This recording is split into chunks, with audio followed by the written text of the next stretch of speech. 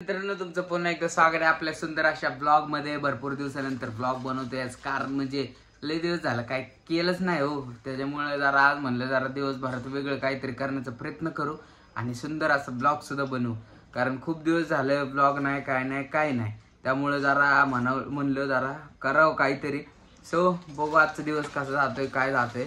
आणि आता घेतले जरा खायला पोटाचं आणि पोटा पाण्याचं जरा थोडंफार बघतो आणि थेट निघतो जरा शॉपमध्ये थोडीफार काम आहेत आणि त्यानंतर बघू कसं काय दिवस जातोय ते।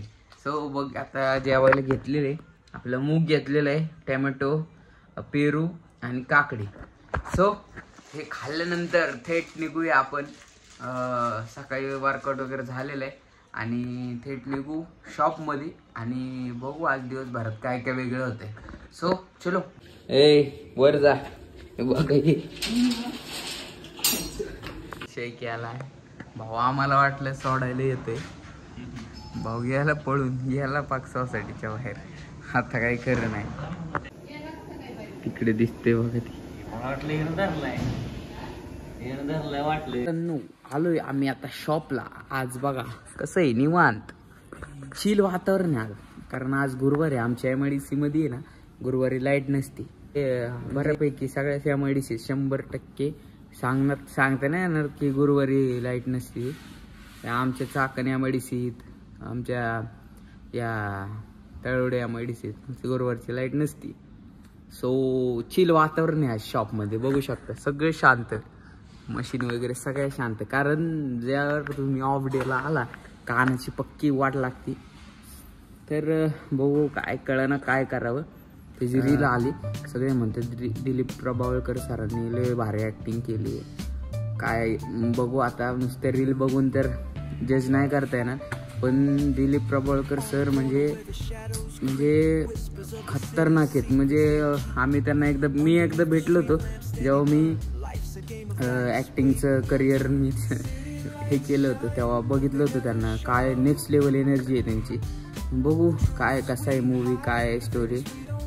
आता शो अवेलेबल आहे, बघू मिलेनियम मॉलला बघू। मला तर तिथं ते मिलेनियम मॉललाच जायला, कारण मिलेनियम मॉल आहे ना मला मोटिवेट करतो सारखं कारण तिथं गेले की असं वाटतं भाई आपल्याला लय करायला लागणार आहे आयुष्यात काय ना काहीतरी। कारण मिलेनियम मॉलमध्ये एक वेगळीच वाईब आहे, तुम्हाला ती वाईब दाखवते की आयुष्यात काय काय करायला पाहिजे आणि आपण आत्ता कुठे। सो त्यामुळे मिलेनियम मॉलशिवाय मी कुठेच जात नाही। सो जाऊ आता मिलेनियम मॉलचं बघतो जरा पहिले ते तिकीट अवेलेबल आहे का। सो जाऊ मग भेटू, आता काय इथं बसून तरी काय करता येणार। काय म्हणणं आहे सरच्या भाई, जायचं पिक्चर बघ। सो बघू आता बघतो तिकीट आहे का अवेलेबल। आमची GT 650 कशी, आमची GT 650 साध्या लोकांची GT 650 भाई, पळायला असली खवट आहे ना, लॉंग रूट असू दे नाही तर काय पण असं सुट्टी नाही बॉस। युनिकॉर्न वापरणाऱ्यांना माहीत असेल काय फील आहे गाडीचं। फक्त लुक जरा असं स्पोर्टी नाही, पण गाडी बापे बाप, बरोबर आहे का नाही। आणि हे बघा पावसाचे कार्यक्रम। मित्रांनो सुंदर असं आवरून वगैरे झालेलं आहे, आता जायचं मस्त पैकी फिरायला। तर फिरायला म्हणजे मग सांगितल्याप्रमाणे दशावतार पिक्चर।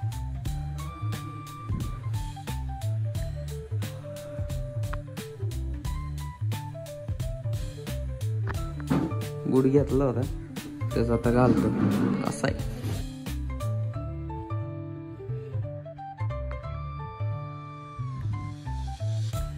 असा रेडी झालाय। आता जरा 2 व्हीलर पण जरा सर्व्हिसिंगला टाकायची ही आपली GT 650 आणि त्यानंतर आपली ही गाडी घेऊन जायची पिक्चर बघायला।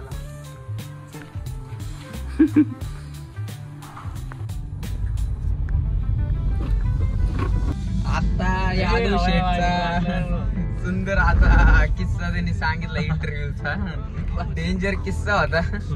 सो आले हसलो आम्ही, आता बेकार म्हणलं तुमच्यापर्यंत शेअर करा, पण यादव शेठ परमिशन द्याय ना, कारण त्यांची हटाई होईल काय आता बोलायचं। अरे हे IT इंजिनियर आहे इंजिनियर, पण काय करावं कसं करावं अजून त्याला जमाना चालायचं। आता काय आता डिलीट करायला सांगितलंच नाही, पण आता काय विषय माहिती आहे का मित्रांनो, आता वाजले 11:33, 12ला पिक्चर चालू होणार आहे. आयुष्यात आहे ना, आयुष्यात आतापर्यंत पिक्चर बघितले, एका सुद्धा पिक्चरला आम्ही पहिल्यापासून बसलो ना. खरं सांगतो, खरं कोणत्या सुद्धा पिक्चरला आम्ही पहिल्यापासून बसलो नाही. ही आमची रियालिटी आहे. पण आज बघू. आता पोचलोय आम्ही ह्याच्यावर, कुठे रे आपण, ते BRT रावेत मध्ये. आता हायवेला लागायचं. या अचानक भयानक प्लॅन मुळे कोणाला फोन पण नाही करता आला कुठे काय. पण म्हणलं आता सूर्जाबाईसाठी, त्यामुळं जाऊया. चला भेटू.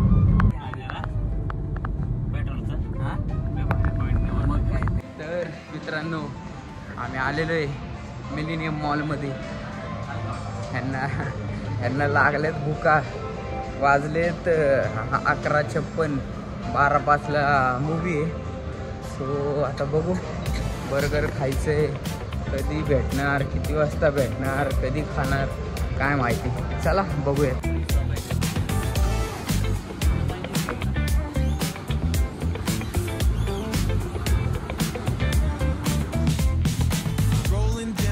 बर्गर किंगला बसलेलो आहे. मागवले मील आपले रेग्युलर वाला.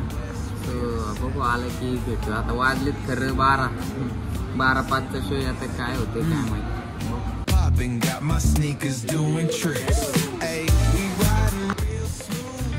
किती वाजलेत माहिती आहे का मित्रांनो? 12:11. 12:05चा शो होता. आणि आमचे मित्र काय करतात ते बघितलं असेल तुम्ही.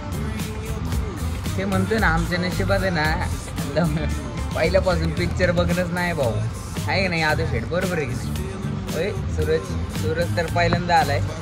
पण आमच्या ह्याच्यात देखो सुट्टी दे ना.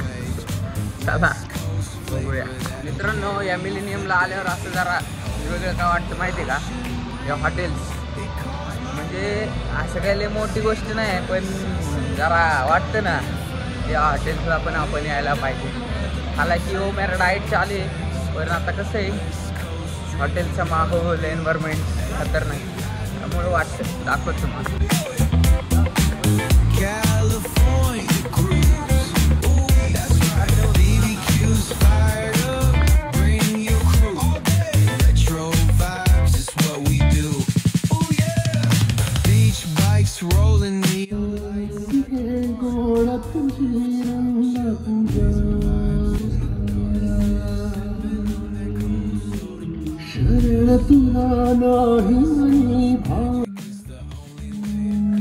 तर मित्रांनो काय बोलावं आता, म्हणजे मन भरून आलं.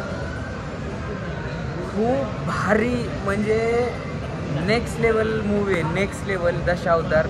म्हणजे त्यात तुम्हाला सांगायचं झालं तर दिलीप प्रभावळकर सरांची जी ॲक्टिंग आहे नेक्स्ट लेवल आहे. संपूर्ण पिक्चर एकदम भारी खतरनाक आहे. पण एक खंत वाटते जी तुम्हाला सांगतो की एक मराठी पिक्चर म्हणून, आणि डिरेक्शन वाईज पण अतिशय सुंदर होता. म्हणजे ओव्हरऑल मूवी खूप सुंदर होता, भारी होता. पण सरांची जी ॲक्टिंग आहे नेक्स्ट लेवल. खंत ह्या गोष्टीची वाटते की जी म्हणजे जो महाराष्ट्र आहे आपला, महाराष्ट्र म्हणजे आपण एवढं मराठी ह्याच्यासाठी लढा देतोय, मराठी भाषेसाठी अँड ऑल. त्यापेक्षा जेव्हा मराठी मूवी जेव्हा मार्केटमध्ये येतो तेव्हा मराठीला सपोर्ट करणे आपलं गरजेचं आहे 100%. आणि दशावतार मूवी काय आहे, तुम्ही म्हणसाल की बघू तरी वाटलं पाहिजे direction level wise and all, acting wise. Dashavatar movie एकदा तुम्ही बघा, डोळ्यातून पाणी नाही आलं तर तिथून पुढे एक बापाच्या आणि मुलाचं काय प्रेम असतं ना, हे त्या मूवीमधून कळणार आहे. बॉस सपोर्ट आपणच मराठी लोकांनी 100% केला पाहिजे, हे खरे. आज मला वाईट वाटलं जेव्हा अख्ख्या थिएटरमध्ये किती पब्लिक होती. म्हणजे कसं तरी वाटते, मला बोलता येत नाही. सो मराठी लोकांनीच मराठीला सपोर्ट केला पाहिजे. आज जर हिंदी पिक्चर त्या ठिकाणी लागला असता, मी बघतोय KGF या सगळ्या गोष्टी, हे पण पिक्चर मी बघितले, सालार वगैरे भरपूर मूवी बघितलेत हिंदी इंग्लिश. पण एवढं ऑडियन्स कमी कोणत्याच मूवीला नव्हतं. हे देखील अनुभवलं. कोणत्याच मूवीला एवढं कमी आहे ऑडियन्स नव्हतं. जर मराठी टिकवायची असेल तर मराठी लोकांनीच मराठीला सपोर्ट केला पाहिजे. सो मला एवढंच वाटतं. त्यामुळं चला